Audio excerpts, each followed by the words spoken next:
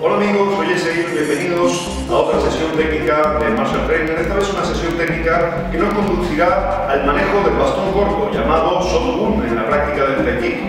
En este caso, esta sesión técnica además contendrá ejercicios de preparación física que nos ayudarán a mejorar nuestro rendimiento, nuestra habilidad con el bastón y también nuestra psicomotricidad. Vamos a trabajar con un compañero.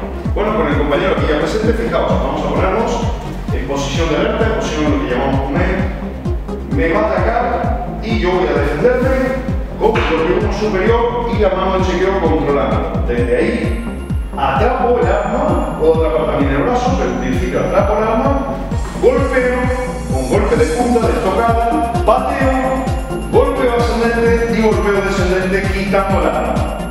¿Ok? Este es el ejercicio, lo voy a hacer otra vez.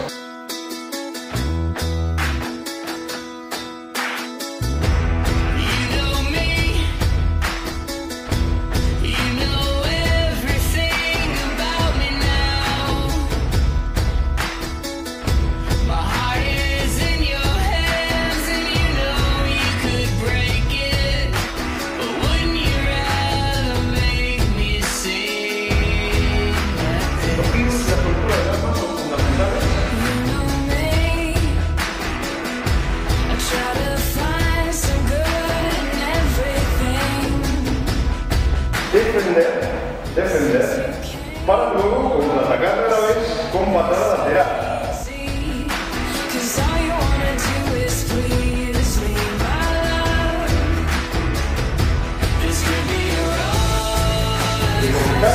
Puedo golpear, puedo